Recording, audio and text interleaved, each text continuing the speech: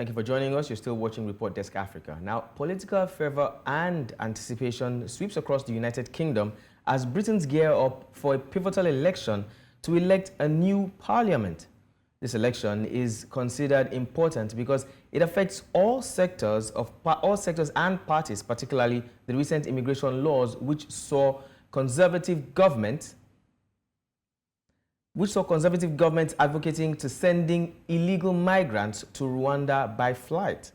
This and more are some of the issues we would be discussing on the show today. But first, let's take a look at this particular report that was put together by our international correspondent, Afua, who is in the United Kingdom. After 6 weeks of frenetic campaigning, the general election here in the UK is almost upon us.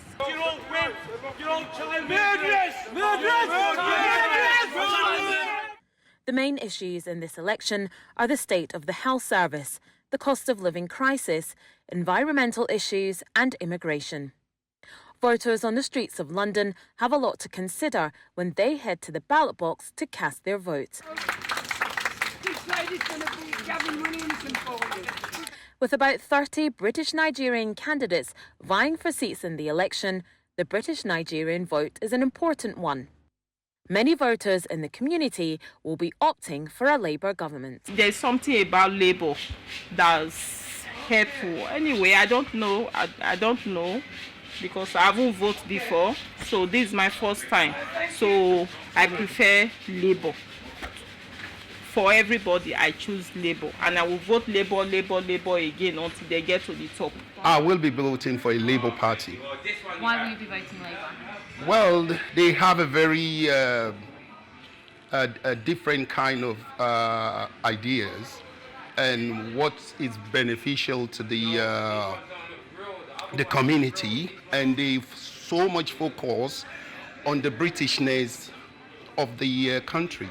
We're going through a lot on the streets, you know what I mean? So nothing is changing, and now we can't even do businesses. Businesses are struggling. So I think there's a change. We need a change. People are looking for a change appropriately. It doesn't have to do with anybody color, Well, I did the Conservatives have been here for more than 16 years. And they've swerved over the time, and people just really want to change. And that's what it should represent in the actual fact of life, So if they give the new Labour leader an opportunity, you never know what can happen. Will you be voting? This year, no. Why are you not voting? I'm someone that studied government and politics at A-level, so I'm pretty aware of all the voting systems, and I just believe that they're all broken. This is the most pivotal election for a generation, with many voters up and down the country hungry for change. With the Conservative Party widely expected to be ousted from government and replaced with the Labour Party in a landslide victory, it looks like that change is going to come. But the undecided voters could still make a difference to the majority the Labour Party holds. With votes being cast in under 24 hours, results are expected to start coming in on Friday morning. For News Central, I'm Afua Acheampong-Hagan. Yeah. Oh, it's his mug. Yeah. Oh, you see this mug now, yeah. We're taking that one home with me. And that was a report from Afua, our correspondent in the UK. We're now joined by, we hope to be joined by Afua, who will be joining us later, hopefully. But we also have Nathaniel Ogunniyi, who is a political commentator, also joining us from London. Nathaniel, thank you so much for reaching out to us. Of course, delighted to be with you. All right, Nathaniel, now, what are the key factors shaping voters' sentiments and party dynamics for this particular election, which, as we've been following, we see that is a very special one, as a matter of fact? Yeah, so I think the economy is one main factor. When you look at the UK, we came out of recession a few months ago. Wages are now rising, unemployment is down, but the economy is still a major factor in determining how people will vote. The health sector, equally a major factor, simply because in the UK we have state healthcare. And so all healthcare, all citizens are entitled to healthcare from the NHS. And so how well the NHS is perceived to be doing is a key factor too. On that side, the Conservative Party will point to that waiting lists are coming down. And factually, they are correct. Waiting lists are coming down. but they are still at a higher level than they might have hoped. Equally, when it comes to something like housing, particularly in cities like London, prices have gone up, and so people who've moved to these cities, either from the countryside or from other countries, have found it difficult to make a living. All right, Nathaniel, according to the report that was put together by Afua Hagan, we could see that amongst the voters right now in the UK, there are mixed feelings. Some who are not really eager to vote because of some of the things that had happened in the past and some of the narratives that are being sold as well. We understand that there are so many, this is coming amidst so many challenges that the country is facing right now, and immigration being top of the list. What would you say are the key narratives emerging from the campaign that you believe significantly impact voter participation in the UK elections 2024? So in terms of key themes, there is sort of an apathy when it comes to Keir Starmer. He's not a particularly popular leader. Even within the Labour Party, there's no great enthusiasm for him. You look back in 1997, in the Labour Party were led to government by Tony Blair. Keir Starmer is nothing of the kind. You look at him and he's not particularly charismatic. Very few people have a great understanding of what he stands for. But actually, the fact that he's an alternative to the current government seems enough for some people. Now, well, we know that regardless or depending on who wins the election or who are, the members of parliament that come out victorious in these elections, that result will have a significant impact on the rest of the world, because the UK is one of the most, culturally diverse countries all around. And of course, we're also looking at Africa. Now, considering this UK's historical ties with African countries, Nigeria inclusive, how might the outcome of this particular election influence UK's Africa relations, particularly in terms of trade, aid, and diplomatic engagement? So if we're to start with trade, earlier this year, the business secretary in the UK signed what was called an agreement, but not quite a trade deal with Nigeria. When we look more broadly at the Conservative approach to Africa, we have to remember there was a decision to cut the foreign aid budget. There's been a call for trade, not aid, to sort of increase economic links, but not necessarily donation, right? Engaging with countries as equals, so, we'll buy your product, we'll sell you some things, but we won't give you aid, right? And that's broadly the Conservative approach. On the Labour side, I think they are more interested in restoring the international development route to the cabinet, giving more importance to international development as part of their global strategy. All right, thank you, Nathaniel. Before we continue, I think we have Afua Hagan, who put the report together from the UK. She is News Central's UK correspondent. Afua Hagan, can you hear us? Yes, I can hear you. All right, thanks for joining us. Thank God it wasn't too late, because we really would have loved to hear your own perspective as regards what's going on in the UK right now. We saw what the report was about, and we saw the little hesitation, here and there, especially from the Nigerians in the UK. I just want to ask, though, the elections in 2019 had a voter turnout of 67.3%. From all the indications and what we're seeing right now, should we be expecting a higher voter turnout or a lower voter turnout?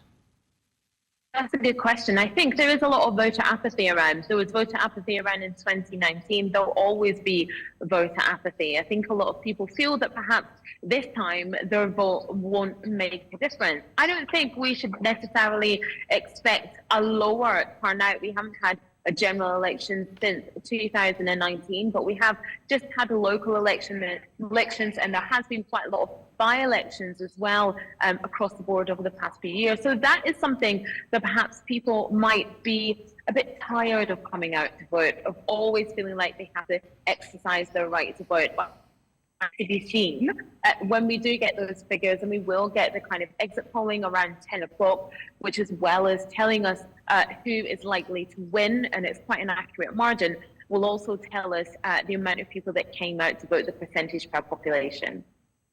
All right, thank you, Afua. Now, in the package you put together, of course, we could see you speaking to certain Nigerians, or foreigners, so to speak, especially Nigerians, Africans, in that particular report. And some of them didn't seem very enthusiastic about the election.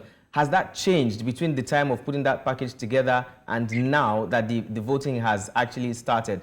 Have people become more enthusiastic, or do they still remain the same, knowing that, of course, the results of this election will have some kind of impact on, foreigners, particularly migration, education, and other things like that? Well, I was out in the streets of London just yesterday talking to those people who were eligible to vote. I mean, I would say where I am now, around this polling station where I am, and I have been all day, there has been a lot of people turning up to vote, especially around lunchtime, when people are on a break from work. And around now, you see a lot of people coming and going as people are finishing work. Now, the polling stations open from 7 a.m. right through to 10 p.m. So people have a really wide window of opportunity to be able to vote. Look, people were calling for this election for a long time, but probably about a year to 6 months before it was actually called. Now, Rishi Sunak had up until about the end of the year to call a general election. 6 weeks ago, he made that apparent snap decision to call it for today. That's something that may backfire on him, that he hasn't really had enough time to turn it around, to garner the vote in his direction. In terms of the electorate, it's been quite a quick election campaign. It's one that hasn't been particularly exciting, hasn't gone particularly well for the Conservatives. The Labour Party, on the hand, is seen as maybe running quite a mediocre, boring election. So people haven't had too much of this election rammed down their throats, as it were. There is a certain amount of voter apathy around. There's also lots of undecided voters. Lots of people that I've spoken to, especially in my circle, just do not know who to vote for, do not know who would be best, who's going to be better for a change that's so desperately wanted in this country. And people I do speak to as well are talking about change. That is the one word that comes up, whoever I speak to across the demographic, male, female, black or white, everybody seems to want a change. All right, Afua, very quickly, Bernard did talk about the impact of this particular election, and given the current political conditions, what would you say that the possible implication of this election would be for the UK? How significant is this election, looking at the possible outcomes that we're expecting from the different possible winners? Well, this is the most historic election probably for a generation, if not more. We've had 14 years of a Conservative government. And like I said, people are hungry for change. This is definitely going to be historic in that, 14 years of Conservative rule, this time tomorrow will probably be over. It could also be historic in the amount of seats that the Labour Party could achieve. People are looking at 450, potentially out of 650 in Parliament. Now, remember that Labour, or any party that wins, only needs to get 362 seats.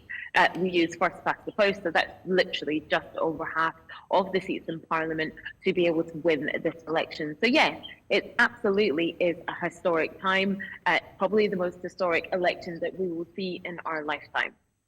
Okay, and just before we let you both go, Nathaniel, I want to quickly ask, correct me if I'm wrong, I think I saw somewhere I was reading that this election in the UK, voters have been asked to show some kind of identification before voting. I know it's happened before in Wales. I think it started in the 80s and then, some kind of change. But please correct me if I'm wrong. Have voters been asked to show some kind of identification before casting their votes? And why exactly it is happening? And is there anything particularly new in this election that's worthy of note?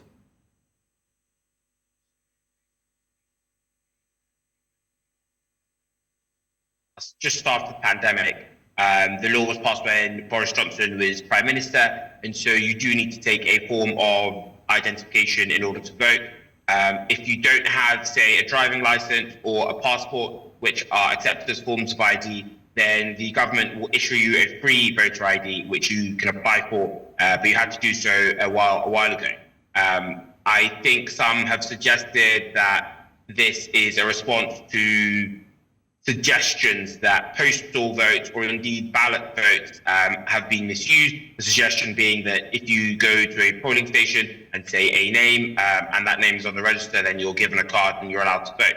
So I think the idea behind this is to sort of make the ballot more secure. Of course, people who don't have voter ID, then they need to apply or they needed to apply a few weeks back.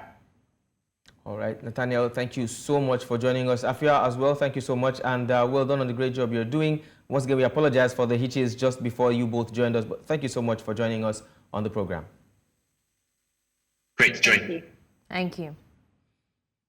One thing worthy of note for me, Blessings, is how, and I've been following, you know, the elections and the process so far. One thing worthy of note for me is how seamless it appears that the election has been and the voting has been so far. Of course, we don't want to compare. We know that the UK is, you know, light years ahead of us here in Africa and in Nigeria. But it's good to wish and to hope that someday we'll get to this point where people can actually go to work and then go on break and cast their vote. And then go back. You know, and it's not going to take the whole day. But what I'm going to say is, I think every region has their own peculiar regional problems, right? Because as much as we are here thinking of how our voting system can be better, they are thinking of what the impact of the outcome of the votes is going to be, and it's going to be heavy, right? We are not dealing with any immigration. You know, we send you back by boats, we put you on flights and things like that. But it's very scary, you know, to think of what the possible outcome will be depending on who wins, especially bearing in mind the fact that we know some of the agenda that has been pushed forward leading up to now. So I think we're cool. We're cool now. I think we're okay. Let's all hold on to our own issues. I know, right? All right. We'll take a very quick break, and when we come back, we'll be leaving the UK and coming back to Nigeria. Something that has been affecting, especially if you live in Lagos State, of course, is the recent flooding and the heavy rains. Do stay with us.